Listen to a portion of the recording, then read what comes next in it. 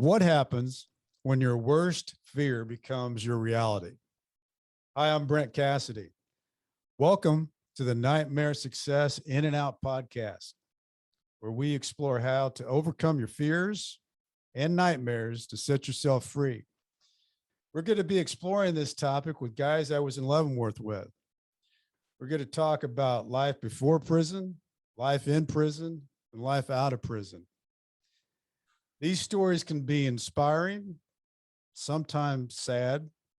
There's some humor, but hopefully you can come away with a nugget of something that will help you knock down some of the prisons you've built up in your own mind. Folks, I've got Jim Strobbe here with me today. And Jim and I got to know each other really well because we spent a little over a year together in an 8x10 room. And I can tell you, Jim is a resourceful guy that can find things. And I really enjoyed being with Jim when we were at Leavenworth. He was just a good guy to know and be around. And so Strobbe. Yes, welcome. sir. Welcome. Glad to be here. Thanks for having me. I had to use that, Strobbe. Oh yeah, it's perfect. So Strobbe, you and I met at Leavenworth. Yep. But your journey was before I met you in the BOP. But can you take me, because I mean, simply put, we're gonna go back into this, but you had a good big business, a lawn care business, successful guy. You caught a case, you got 10 years, and then you got kind of shipped around the world and ended up at Leavenworth. But tell me about the Jim Strobbe that I didn't know that was growing up outside Kansas City here. And what was young Jim Strobbe doing back in those days? Of course, I started off in Parkville, Missouri, where I was born and raised, where mom and dad still are in the same house, 57 years.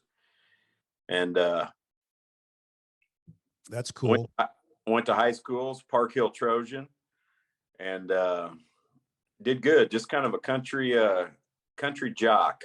Football, baseball, everything was going good for me. You got good eye-hand coordination, Strobbe. Well, I want to think so. For 6'1", 260. I think I hold my own pretty good. I remember when we were playing tennis, and you'd never played tennis before, I don't think. No, never had. And of course, we had a strange tennis court that kind of moved when you moved. Yeah, that sport court, but you picked up on it, and we pretty much dominated anybody that wanted to play us out there. I feel the same way on that. So you in high school, you played what? Basketball, football, baseball. What all did you do? Baseball and football. I played football only 1 year, but baseball, all of it. I like the baseball a lot more. Yeah. And it was funny, about the tennis and even the golf. I always thought back then, the tennis players and the golf players and the soccer players, they were all sissy kind of. Yeah, of course. And now I love golf, love tennis. I mean, I've played actually 3 times since I've been home, and never even heard of handball. Of course, you see me play that in Leavenworth. I saw that a lot. Yeah. Yeah, that was kind of a prison thing. Yeah, but it was, I enjoyed it, and I was good at it, and I liked setting a lot of those youngsters down, It's always good. Yeah. But and the reason that I was at Leavenworth, of course, I caught a drug case. Wasn't a drug addict, but I like money like anybody else, and the opportunity was there. But I never even was anywhere near that game till I was 27 years old. Had my own business from 23 on up. Walk me through that, Strobbe. How'd you build that business up? What tell us about your business? Well, I worked for two different people from like 15 to 20 years old. And then I'm like, you know what? I'm not making no money working for the man, and I had enough money. I bought my own equipment, had me a couple trucks, got 38 accounts underneath my belt, jumped up to 46 accounts and everything was good. And I left all my good cash accounts, that easy mowing accounts, to dad when I left. And dad at 80 years old today has kept them all going pretty much. And I was lucky enough. I got to know your dad because he came to visit Yeah. you, and our families and your family got to know each other in the visiting room. And Yeah. man, what a cool guy. Your dad Yeah. is he's a military man, just a man's man. He Just is a patriot. man. Sure. He's a good Yeah. old guy. Well, tell me, okay, so you build up the business, Uh-huh. you got things going how you want them. What led you into getting into the world of catching a case? Well, as you know, and most of the people know, Hispanics, Mexicans, whatever you want to call them, they love to roof and they love to cut grass and this or that. And I had 4 of them that worked for me. A couple of them were straight up from Mexico. And you know what comes from that? They have some plugs and connections. Mm-hmm. And I had the money then, and they like money like we do. And I started kind of putting some money that way, investing, and it turned into a good little thing until the feds started knocking on my door. Was it Strobbe, when that happened, was this a surprise? Did you know the heat was on you? How did that happen? No, they didn't know nothing about me. 2 of my coworkers, one was a Mexican, one was a white guy. And the white guy had worked for me forever. Childhood friend. I played T-ball all the way up to high school ball, Band Johnson, with him in AAA. And he sold me out. He got in trouble and he said my name. They didn't know nothing about me. And so it kind of happened like spur of the moment. But well, I mean, I guess that's one of those things that's a playbook for the federal government, is they'll tackle one guy and they'll say, hey, listen, if you give us more names, we're going to very much go easier on you. We'll give you a lighter sentence or whatever they're going to do, but they're looking for names. Yeah, that's all they wanted. And they're just, they're real quick to cut. It's kind of like a stockyard, why would you want one bull when you can have 10 or 20? It's like a human stockyard, our prison system. That's all it is. I mean, they don't want just one guy. They'd rather have you give us 20 names, Right. And they're real quick to barter, kind of like in your situation, let's keep mom out of it. Let's keep this place out here in California, blah, blah, kind of deal. You know what I'm saying? Yeah. They put you in a situation where you almost are like, put it on me. Let me take it, don't hurt my family. Don't do that. And they don't play very fair, but. No, and it's, going through that, Strobbe, I know that's, it's just like the weight of the world feels like it's on you all at once. Did you always know that you were going to plea, or did you think, I'm going to fight this and take it? Or was it an immediate thing? Brent, I definitely knew that I was going to plea. I've heard too many different. I had a great lawyer. He was a 16-year federal prosecutor. And John Ambrose was the United States attorney. And he basically told me, he goes, Strobbe, I've had thousands and thousands of cases like yours. He goes, the 10-year mandatory minimum is a great deal for you. You can do a thing called RDAP, was a residential drug program that can get a year off your sentence. You'll be home in about 8 years. He goes, but if I take it to trial, he goes, I've lost 2 cases like yours in 20 years, and I won't lose 3. He goes, you're going to leave that courtroom that day doing 20 to 22 years. We're going to double it up and this or that. Your mom and dad will probably be passed and gone away by then, or you can be back home and try to be a productive member of society and within 8 years. Of course, I'm going to plea. 8 sounds a lot better than 22. Yeah. And 8 sounds like a lot. So yeah. What was your family situation then? Married, kids? No, I've never been married, but I was with the same woman, my baby's mother. And I don't know if you ever met Elise up there on any visits or not, but, and it went, she hung out and did for a little while, but I told her when I left, when you swallow a 120-month pill, if things ain't really solid at home, you can't expect your spouse, girlfriend, brother, sister to sit there and really be there for you after that long a time, you know. Right. You can't waste your life like I'm wasting my life, you know. You got to get on and keep doing whatever you got to do. So I knew that was coming, but I'm in a really good place right now. It taught me a lot. I got to meet a bunch, not a bunch, but a handful of good people like yourself, you know. And well, tell me, okay, so you do your plea. Did you, before you were sentenced, did they take you into custody immediately, or did you get time to wait? No, I was actually out for 14 months on pretrial. Okay. I actually got to get my stuff rounded together, and my lawyer, which is a big man down here at the federal.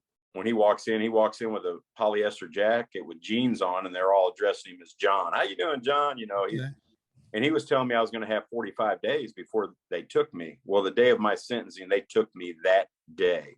But I did have 14 months out to get all my credit cards, all my bills, everything paid down to nothing. And okay, money so they took you that day you got sentenced. What? Yes. Where'd you go, Jim? Straight to they call it CCA. It's a federal holding facility in Lansing, Kansas.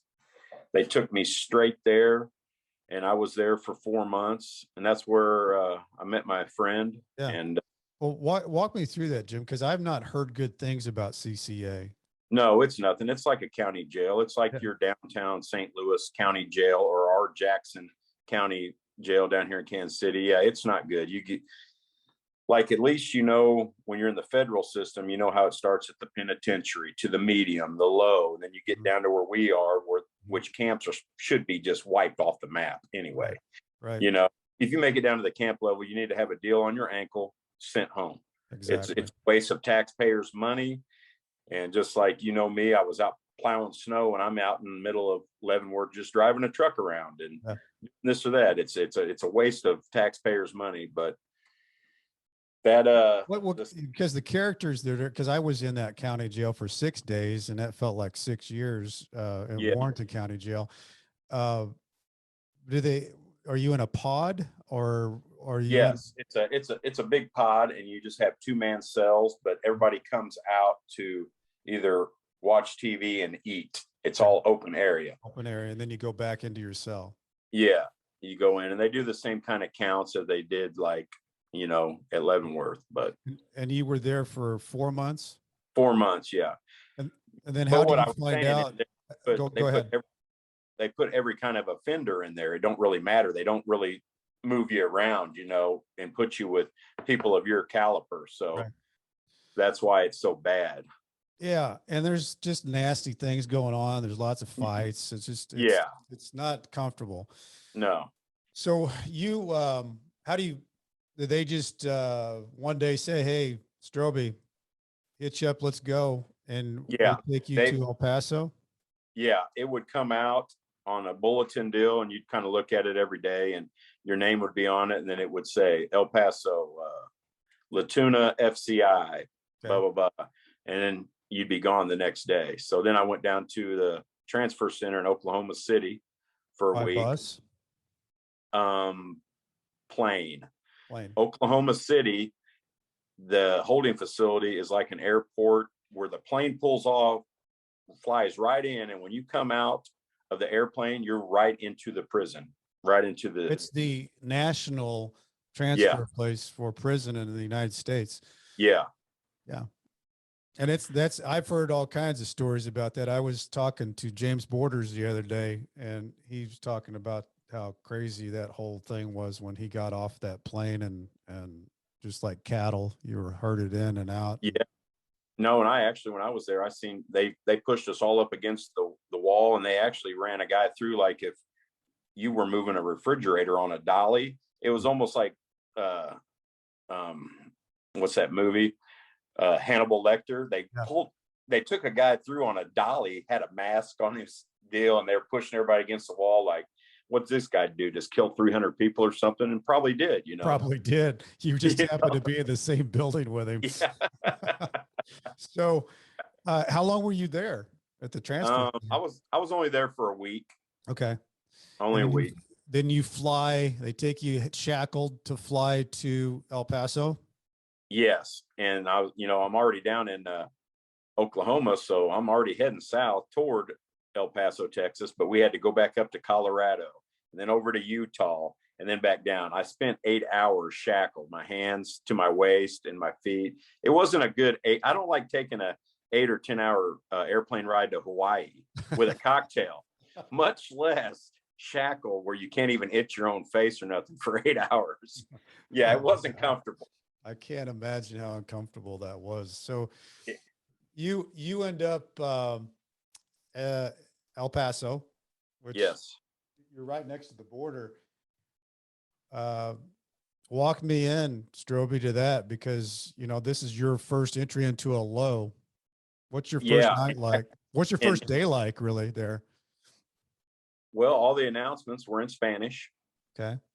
First, and then they said English. That's the primary. That used to be a immigration transfer, and it's an old school prison. It used to be a maximum security like Leavenworth, and it's the same kind of deal.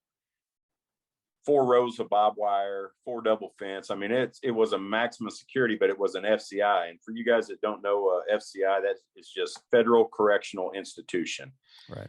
And they name those as like mediums and then lows. And no, it was How many guys were in the El Paso area, that prison? 1,600 inmates. It's a lot. A lot. And I was actually, and it's like people here, whites stay with whites, blacks, Mexicans. As soon as I got in, some white guys, some biker guys took me in and filled up my locker with some ramen noodles and soups. And I had some shoes and sweatpants and this or that. They took good care of me, Now they wouldn't have if I would have had bad paperwork, of course, but I had my paperwork and stuff on me. So they knew that. And for those that don't know what that means, the Right. paperwork is all about, the child molesters are in lows and mediums. They're not at the camp level, but those people carry the lowest of the low of the prison world. Right. Very much. They walk around with a red flag on their head at all times. They can't get with any other people. But yeah, when you walk in with your judgment and commitment papers, it tells exactly what you pleaded to, what's going on and this or that. And you're pretty much good. You kind of, as bad as it means or sounds, you actually walk in and you kind of get a little family going of your own people. And it's funny how that happens too, because it's a primitive environment, but people segregate into, their own people, and you kind of coexist when you have to, but it's the environment is very primitive. And I can't imagine out of 1,600, I think we had 400 at Leavenworth, but that's yes. And down there, Caucasian was the minority. There was like 88 white guys on that compound and like 800 Mexicans, and the rest were blacks. And was there, you see much violence in that world? Quite a bit. I've seen a few people get their teeth knocked out with a padlock on a belt and this or that. And yeah, there was a fight once a week. And mainly it was the Hispanics, the Norteños and the Sureños from California and stuff, they don't get along at all. Yeah. But I mean, that's just the way of the world, So it's almost see family obviously down there because you're so far away. Yeah, no, and I didn't have them come down there. I was down there for 3 years. I didn't have them come down because right at that time they had the big border war in Juarez going on, where they're kidnapping kids and sending drugs and bodies and stuff. I mean, I was like, don't even bring the girls down here, Dad. Don't come down here. How old, Strobbe, would the girls have been when you went in? I left Issa, the youngest. She's 12 now. I left her when she was 9 months old, and I seen her at Leavenworth when she was just turning 4. I know. I remember that. There was also a thing that happened with her with the dog that you. Yeah, she got bit by a dog, pit bull from a buddy of mine's, which she got a little settlement out of the deal, and I got it squared away and put up for her. So when It she had to needs it, be, it had to be tough, Jim, to go through that. Not, because you feel so helpless as a dad when you're right. And right off the rip, I get down there to Latuna. This happens to Issa, like 2 years being down there. But when I first got down there, Dad had a open heart surgery, had a stent put in. So I'm like, I'm going to lose Dad. Mhm. My daughter's getting bit. I'm losing my baby's mother. Mhm. Everything hit me hard. That first 3 years was kind of a rough battle, but how'd you handle hard days? Because there's hard days in prison. oh, very much, very much. It was a lot of quiet time, and I did play handball and softball and walk the track as much as I could. Keep those earbuds or your Yeah. earphones in and listen to your music or whatnot. I mean, I still don't to this day, because I swore I'd never watch TV or have those things stuck in my ear again. I don't even wear my AirPods. I just don't like them in my ears. Well, for those where we're talking about this, when you're in prison, you have a radio that has, that has the earphones, and the TVs are on, but you have to turn to the channel. So there's really no noise when you're watching TV. So it's a kind of a different looking environment. Yeah. In the prison TV And world. it's like the old school Sony Walkmans, the AM, FM radios Exactly. with the dial. I mean, it takes you back some retro years with that. So your way of handling hard days was to stay busy and Busy. physical. Got to stay busy. Yeah. If you Yeah. sit around and have all those negative thoughts and everything, I mean, that's just negative stuff's going to happen with negative thoughts. You just have to kind of just keep pressing on. And I think that one thing you learn, Strobbe, is that you don't want to stay down too long in prison, because it's a slippery slope, because it's such an ugly, bad place. If you allow yourself to get down, it's hard to get back up. You want to have some kind of strategy that gets you feeling like you again, because it's not a good place to be down, because it feels claustrophobic anyway. But the being down in prisons, and you get down in prison, there's that's one of the things, people, they don't talk about it a lot. And, we're probably talking about it more right now than we've talked about it. Yeah. Good together, but right. It's different. It's different being down in prison. Hard days are different in prison. Very much. So you had 3 years, 3 years there. Yes. And how did you get to transfer? How did that happen? I actually had to have Claire McCaskill, Yeah, Roy Blunt. Mom and Dad wrote them several letters, made contact to them, and they actually put a good word in, because they weren't going to transfer me. They were going to leave me down there for the duration. They didn't care. And after 18 months in a federal prison, you can transfer every 18 months. I mean, that's how their handbook, their log, BOP states. Every 18 months you can be transferred, as long as you got good behavior and no shots and nothing. If you get people that don't know what shots are, it's like getting a speeding ticket or getting a DWI. They just keep going up to where you could catch a drug case or a murder. It's all a ticket or a criminal. Well, a shot can take away a good time. A shot can also affect being able to go into the RDAP program that you mentioned, Strobbe. And if you get a level 1 shot, you can't get accepted into that. That's like losing a year. Yes. So they put in a good word for you. Sent the letter, and once I got the letter back, my counselor, I actually remember him too, and he was a great guy. He was a kind of black Samoan guy, Rodeus Parker. Okay.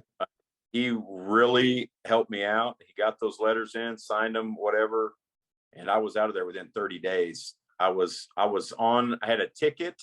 Yeah. Coming straight out of the low. They got me a Greyhound ticket.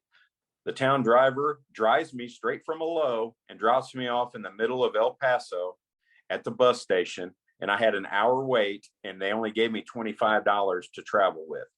I went to, of course, you're in El Paso, Mexican community. I go to the first taco hut I see. I get 3 tacos and I walk over to the convenience mart and bought me a can of chew for the bus ride home. And I pretty much spent the whole $25 on those 2 items. But that was a long bus ride to Leavenworth, Kansas. You got to tell me though, because you've been locked up for 3 years, and all of a sudden you're riding this Greyhound bus, looking out the window. No, asking people next to me on the bus, can I borrow your cell phone to make a call? And this, I mean, you're with great civilians. Yeah. You got me locked up in a cage for 3 years, and then all of a sudden you're going to pay for me a bus pass to be out in the community. Boy, I'm a big threat to society. Big threat. That is kind of ironic, isn't it? Yeah, it's crazy how that happens. So but you just arrive in Leavenworth after God knows how long a bus ride that would have been. Oh yeah, no, it was terrible. And it actually was 2.5 days because our bus broke down for 10 hours in the middle of Oklahoma. Oh my God. So we're sitting in the parking lot in the grass at a 7-Eleven in the middle of Oklahoma for like 10 hours till they get another bus to us. So I actually missed I was supposed to be there Friday morning in Leavenworth, and I left like Tuesday afternoon on the bus. And Wednesday and Thursday I was traveling. I was supposed to be there on Friday morning, but I didn't get in till Friday, like at 1 a.m. So guess what happens? They don't let nobody come in to the camp at 1 o'clock in the morning on a Saturday morning. Oh. So I go up, I have to go up to the big house. Mm-hmm. Walking up those stairs at 1:15 a.m. at the penitentiary up there, which is a medium now, but it's not a good feeling. I'm like, where am I going? Did they mess my paperwork up? I'm supposed to be going to camp. I got my points down. Yeah. But they didn't let me go to the camp till Monday morning. So I spent 2 nights in the hole up in the medium. So there's nothing good about that. You know, when they process you in, they, you know, you're down in that basement in those cells. And just like you said, Strobbe, it's like, hey, you know, I'm not actually supposed to be here. Right. But you don't know that, because you could be put in to that. And the medium, fact, I had a thing happen where I had to go to the case in St. Louis, and I can't remember. No, I was in RDAP at the time, and I had to be gone for this case. And they went and picked up a guy up at the big house and at the up the hill. And the guy gets in. He says, "Oh man," he said, "you wouldn't believe this." He said, "I've been in there for 6 days." He said, "I've been telling them they had me at the wrong place." And so he was riding with me to the private place that was, you know, like 2 miles away, the private prison over there at Leavenworth. But I was thinking, that's exactly what you don't want to hear, is they just misplaced the guy. And when he said that he was in the wrong place, the guard said, "Yeah, that's what everybody says." Yeah. No, they don't. You're not supposed to be here. Yeah. They don't care. You're just an inmate to them. It don't matter what level you are. You spent the weekend in the hole. Yeah. So you got introduced to that. What was that like? It wasn't no good. Yeah, it was not. You talk about feeling helpless and solitude. No bed. It was a concrete slab. Yeah. But you actually did have your own shower in there. That's interesting. Yeah, it had your own shower in there. And you had shower shoes though, did you? Oh no shower shoes. And the opening was about 18 inches. So you got to go in it sideways, and it's tiny. And then you just have people. Could you hear people talking or like? Oh yeah. A lot of beating on the doors and acting like caged animals, you know. Yeah. I noticed that they did that in the county jail at night. I never did understand why they made all that noise at night. That's ridiculous. I don't understand that either. It's not going to help you getting out the door, beating and kicking on it. Doesn't make any sense. But no, I got that one. They did it every night too. It's just. I mean, I've never been a CO, never planned on it, never will. But if somebody's kicking on the door, wanting to get out, yelling at me, I'm probably not going to open the door. Yeah, I'm not happy about that person, right? No. Compromising position. So you get let out, Strobbe. You head down. Probably an inmate drives you down to the camp, maybe. Yes. inmate drops me down at the camp, and that was August 14th of 2013. Yeah. 2013, yeah. And I actually knew Tracy Colombo and Matt Mooney because I was with them down in Latuna. They were already there, so I showed up. They looked me up. They knew I was already up there. It's funny how the inmates already know who's coming, what's going on, this or that. There's nothing else to do. Yeah.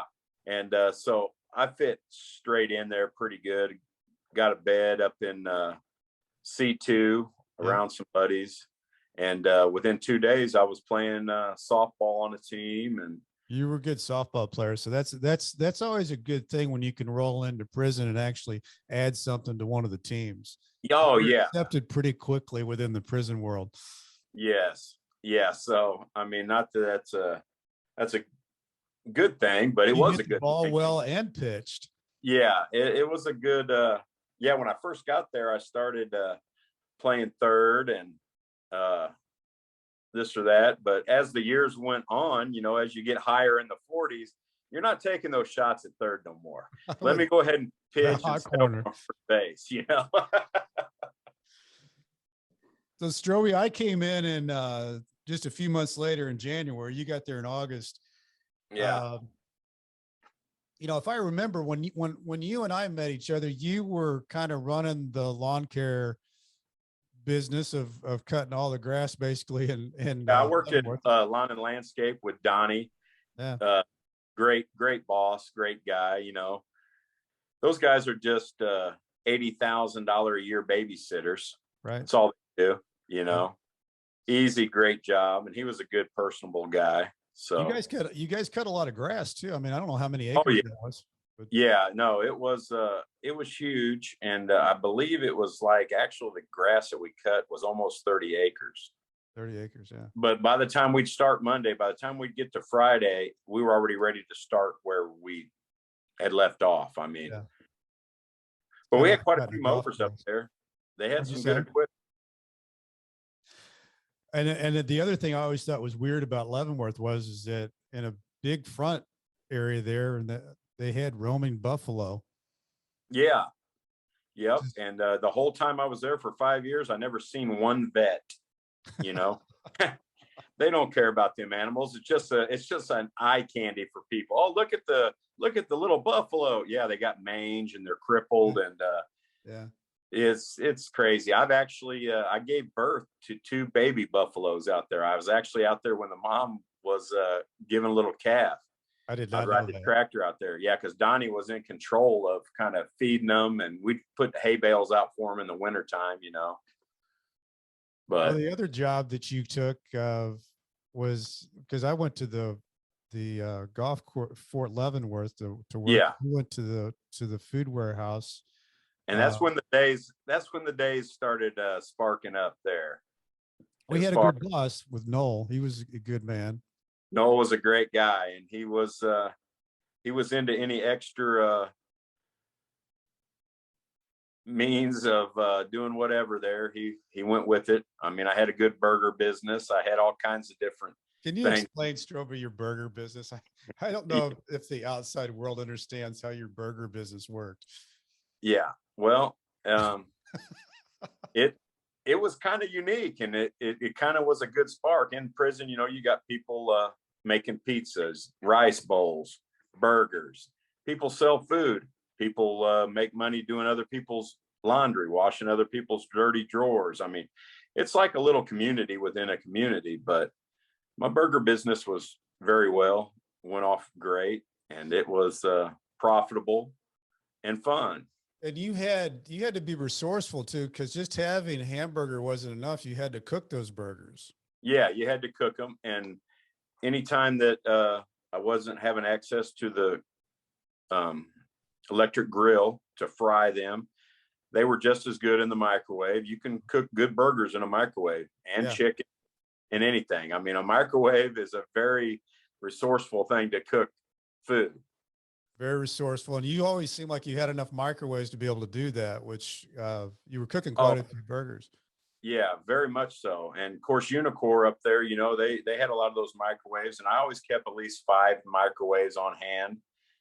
to And Unicorp was as I understood it, because it was really like a factory, and the prisoners were in there taking apart things that came out of like federal offices. yes, And it came there and they took the pieces apart and sold those pieces. But a lot of things went in there that worked, which some of them being microwaves, found yeah, their way into other areas that could be plugged in and could be for making hamburgers or whatever. But yeah.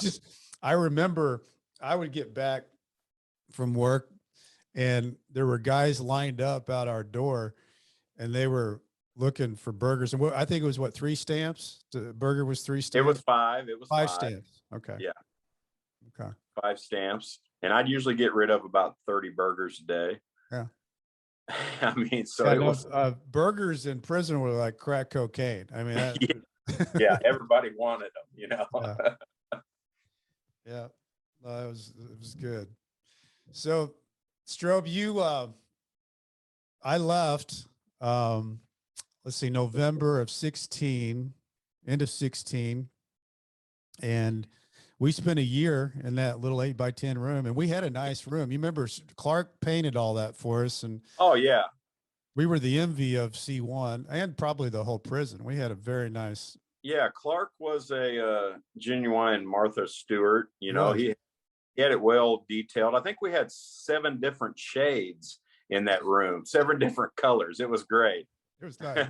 But you remember when we first moved in that room, I think we were both different parts of the prison, and they told us that they were hitting our room, and we had just set up and were moving in, and the guy came in there, was a newer, younger guy, and he had the whole place torn up. He was, being hit when you're in prison is no fun because they throw everything on the floor, throw your mattress on the floor. So we find out there's nothing in our room but these little rocks.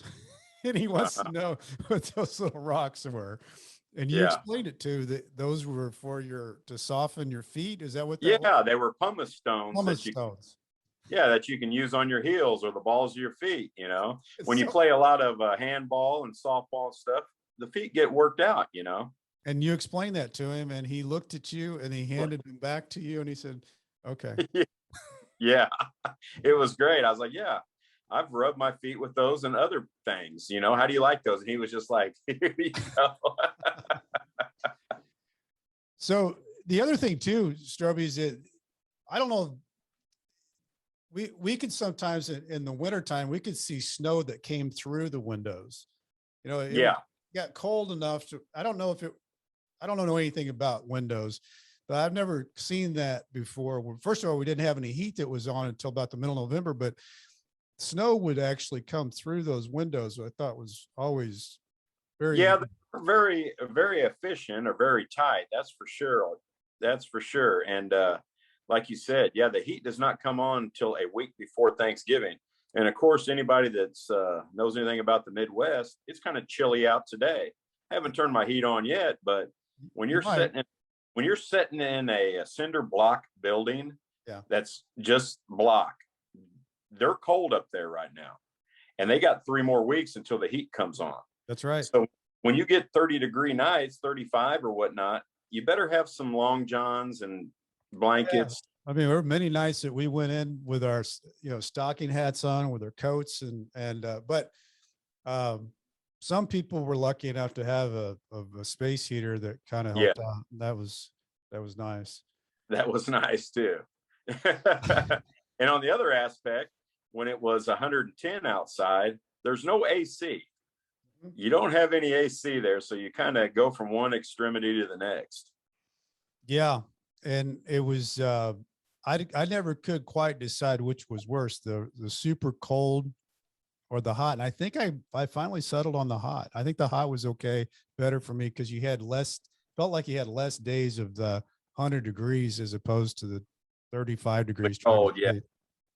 Because at least you could have your little nice souped up fan, blowing on you in the summer. Yeah. So, and the trick, the prison trick is that, and I didn't know this until I went to prison. On a hot day, you close the windows in the morning, right? Traps the heat, the cool that came in at night, and then you open the windows at nighttime and let the cool air in. And if anybody was caught opening their windows during the day, that could be trouble. Oh, very much. And you have other cultures that want to firmly believe opening your window in 100 degrees when there's a little breeze. Oh, I feel a breeze coming through. No, you're feeling a hair dryer, hot air blowing through the window. When it's 100 degrees, you're not getting a cool breeze coming through. 100 degrees is 100 degrees, you know? Yeah. And it really is 100 degrees. Right. All right, Jim. So walk me into, you've served a lot of time. You're 7+ in. Yes. What's it start feeling like when you know you're getting close?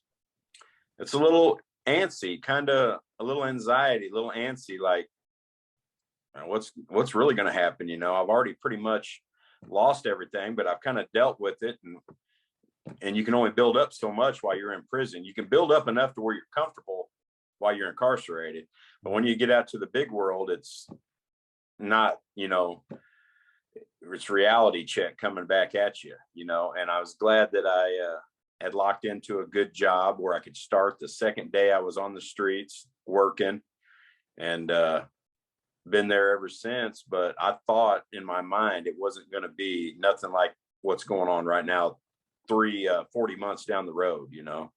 Well, you know, you were a different type of individual to be able to find something right when you got out. Cause you know, a lot of the guys, you know, we've talked about this before, but they're, you know, when they get out, they need a job.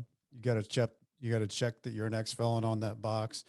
You need a Yes. place to live. You got to check that you're an ex-felon on that box. You need a car. You need credit. You got to check that you're an ex-felon. So those three things, if you can't get those things, that's really tough to get back into the world. So you have to be absolutely 100% as resourceful as you've ever been in your life.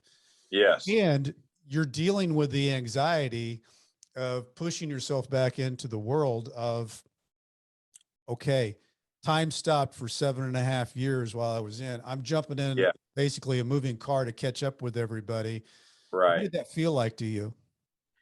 Yeah, I've always been the driver. It's harder for me to be in the back seat and just let whatever's going on, you know. It's like I didn't even feel like I could even push any discipline toward my daughters or whatnot. I thought that was all gone, you know, because they hadn't had to listen to me for almost 8 years, you know. You just can't jump back in there and be the boss, you know, the head of the household kind of deal, because you've lost so much time. But Yeah. it it worked out. I mean, it worked out for me, and I know it doesn't work out for a lot of people Yeah. because it is rough. It is rough. You know, you're such an honest statement though, Strobbe, about the fact I was in for 3 years. So compared to the time you were in, I had those thoughts, Hmm. you know, and some of them were like simple thoughts, like I'd always taken care of paying the bills. Yes. Well, that had been going on without me for 3 years to the point where that's something Julie wanted to do now. And I was like, okay, you know, you kind of try to find your way back into how is everything. I don't want to mess up anything. And I definitely don't want them to think that I'm some kind of different guy. I want them to think I'm the same guy, but my head's spinning because I'm wanting to make sure that I get in back to this world right so that everybody's okay with me. Right. You've got all that going on in your mind. Because a lot of people weren't as fortunate as you have and the girls. Whoa. That's my phone. All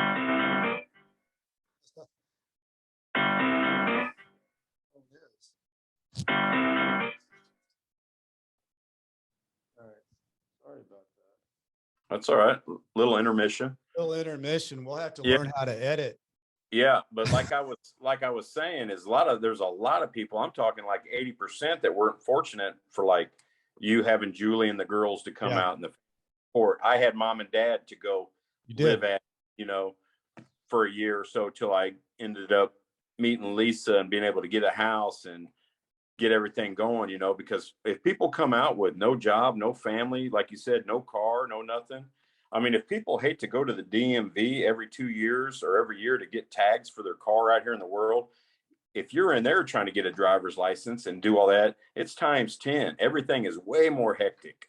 Everything's a lot tougher.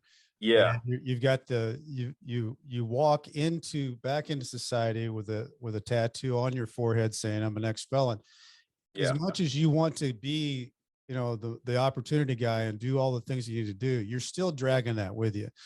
Yeah. It follows you wherever you are, and you just have to learn that that's kind of part of what you're going to deal with. But if you can find people who believe in you, Yeah. and take that opportunity, then man, I don't know if anybody knows how much we appreciate that when somebody says, hey, come with me, I'm giving you an opportunity. And Right. you've had that, Strobbe, for what, since you got out, and Yeah. tell me a little bit about life now. I see you told me the other day you got a Going Harley. on.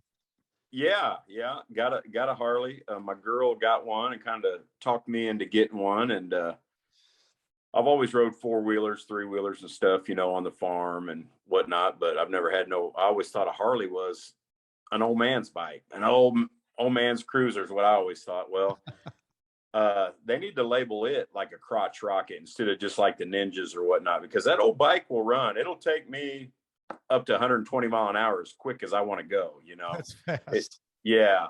And it's nice and it's enjoyable. It's kind of nice to be by yourself to where you don't have to be talking to somebody in the car if you don't want to.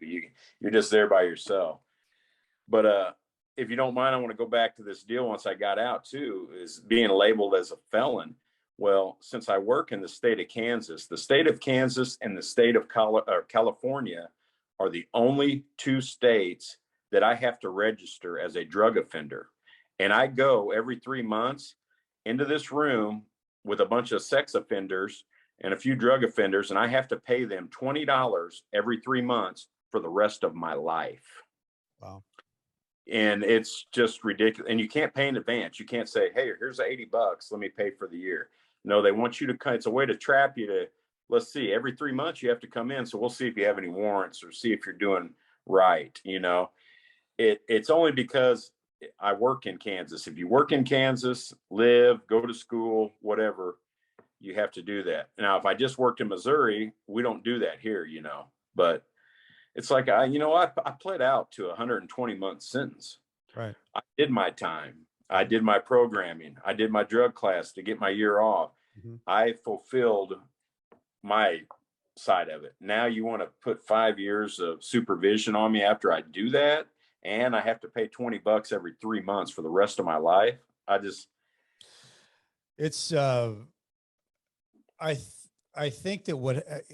think what happens, Strobbe, is that when you do that, you feel like you gave up so much.